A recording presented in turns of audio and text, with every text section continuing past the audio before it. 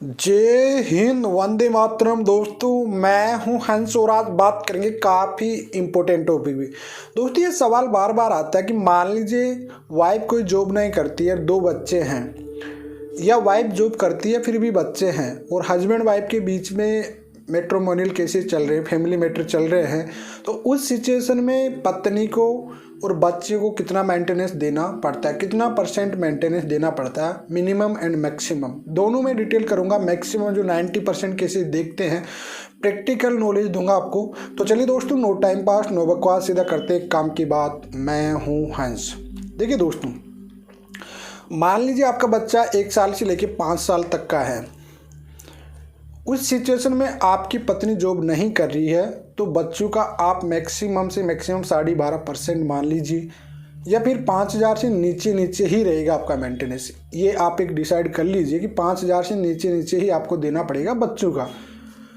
Wife का अलग से होगा। अगर वाइफ मेंटेनेंस की हकदार है तो फिर आप टोटल मिलाकर 20 से लेकर 22% तक मेंटेनेंस आपको देना पड़ेगा। अगर फुल टाइम बनता है तो एंट्री में अलग बनता है, फुल टाइम का बनता है वो 20 से 22% ही बनता है आपकी सैलरी के बेस पे। ठीक है दोस्तों, लेकिन मान लीजिए हस्बैंड जॉब नहीं है और वाइफ जॉब है, तो उस सिचुएशन में आपको बच्चों का मेंटेनेंस नहीं देना पड़ेगा।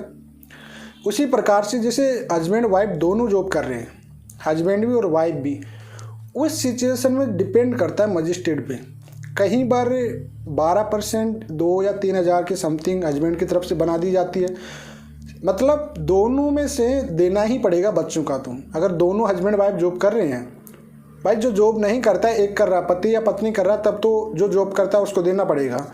लेकिन मान लीजिए कि दोनों ही जॉब कर रहे हैं, पति और पत्नी, उस सिचुएशन में आपको 12.5% या फिर 5 में से 2,500, 5 साल के बच्चे हैं तो आपको 5,000 में 2,500 रुपये सिंपली वे में। 5 साल के बाद में जो भी बच्चों का स्टडी का खर्चा, जो भी मेडिसिन का खर्चा, जो भी उनका खर्चा है, टोटल मिलाकर दोनों को 50-50 करना पड़ेगा। ये ब्यूरो अपनी मदर को देना पड़ता है कि बच्चों को कितना खर्च होता है, उनका मेडिकल कितना है, स्कूल फीस कितनी है, ये सब कुछ मिला के फिर उस पर डिसाइड होता है, जिसमें दोनों का 50-50% होता है। दोनों का ही सेम अधिकार होता है बच्चों के मेंटेनेंस पे। अब ये सवाल भी आपके माइंड में आ जाता है कि सर मैक्सिमम मेंटेनेंस कितना। देखो यार, आप लोअर कोर्ट में होता है ना, लोअर कोर्ट में क्या होता है, मजिस्ट्रेट कहीं बार तो ये ऐसी सिचुएशन आ जाती है कि बिना कुछ देखे पहचाने कुछ भी किए हुए डायरेक्टली मेंटेनेंस बना दिया जाता है। एंट्रीम तो 60 दिन के अंदर अंदर बन जाता है, लेकिन ऐसा होता नहीं। आज की डेट पे 2, 4, 5, 6 महीने लग जाते हैं। फिर भी अकॉर्डिंग टू कानून, तो लॉ के अनुसार तो आपको 60 दिन के अंदर मेंटेनेंस बन जाता है एंट्रीम। लेकिन नहीं होता यहाँ पे 60 दिन नहीं होता, क्योंकि आज की डेट पे कोर्ट कितने डिले चल रहे हैं, कोरोना के कारण से काफ़ी डिले चल रहे हैं, तो टाइमिंग काफ़ी लग जाता है उसमें। ठीक है, बट एंट्री में कोई डिसाइड फिक्स नहीं होता। 90% जो एंट्री मेंटेनेंस बनता है वो मजिस्ट्रेट के अनुभव के अकॉर्डिंग होता है, उनके आधार पर विवेचना अनुसार ही बना देते हैं वो। भाई अभी इनका केस रनिंग में चल रहा है तो उसके देखते मद्देनज़र रखते हुए वो 5,000, 7,000, कहीं बार तो मेंटेनेंस एंट्री हाई फाई बन जाता है। तो उसके कहीं बार पत्नी क्या होती है इनकी 50, कहीं बार आपने देखा होगा हर इंट्रीम का जो मेंटेनेंस का केस होता है उसमें हर पत्नी क्या करती है, 50,000, 60,000 लिखाती है। मेरे पति की इनकम 50,000, 60,000, 1 लाख है। तो क्या होता है ना कि ये एडुकेट होते हैं, उनकी कहीं बार क्या होता है कि उस जो एक एडुकेट करता है, जो पिटीशन डालते हो, जो फाइल आप कर रहे हो मेंटेनेंस की डाल रही है, तो उसके आधार पर ही बना देते हैं। आपने मैक्सिमम मेंटेनेंस की जो फाइल होती है उसमें पत्नियां बढ़ाकर ही लिखती है। क्यों? क्योंकि ये पता रहता है वकीलों, क्योंकि वकीलों का पर डे का काम रहता है कोर्ट के। तो कहीं बार क्या होता है कि जो वो कहीं बार मजिस्ट्रेट उसके आधार पे ही बना दिया जाता है, इस वजह से उसको बढ़ा चढ़ाकर महिलाएं लिखती है दोस्तों। तो इस कारण से इंट्रीम को डिसाइड करने में 90% मजिस्ट्रेट पे ही डिपेंड करता है।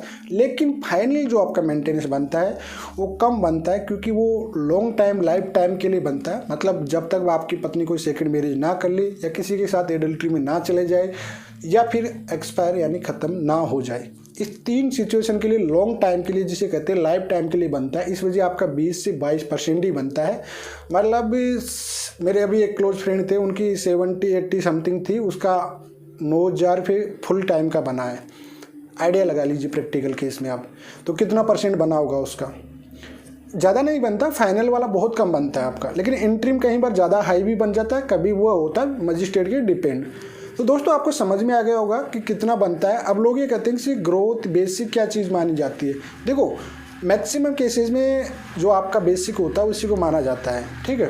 लेकिन कहीं बार क्या होता है कि कहीं बार पूरा आपकी इन हैंड सैलरी होती है उसको भी मान लिया जाता है, बट अगर आप उसे अपील में डालते हो तो फिर आपका वो कम हो जाता है। मतलब जो आपका बेसिक होता है उसके बेस पे ही बनाया जाता है, ऐसा नहीं है कि बेसिक के अकॉर्डिंग ही आपका बनता है।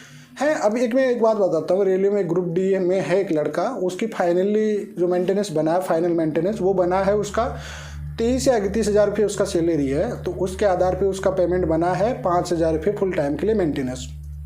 प्रैक्टिकल मेरे रिलेटिव मेरे जान पहचान में ही था, उसका 5,000 फुल टाइम के लिए बना है, इंट्रीम नहीं फुल टाइम वाला। तो उसके अनुसार आप सोच लीजिए कि कितना, मतलब 30 का 5 60 बहुत कम बनता है, फाइनल वाला काफ़ी कम बनता है, ठीक है।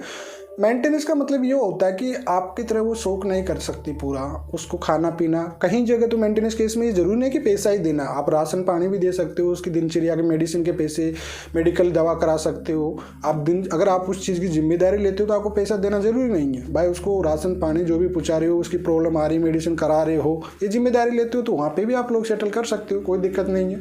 तो इस तरह से मेंटेनेंस बनता है। इसमें मैंने बड़ी सिंपल लैंग्वेज में समझाया और आई होप आपको समझ में आया होगा। अगर वीडियो पसंद आए तो लाइक शेयर कीजिए, अगर कोई सवाल हो तो कमेंट में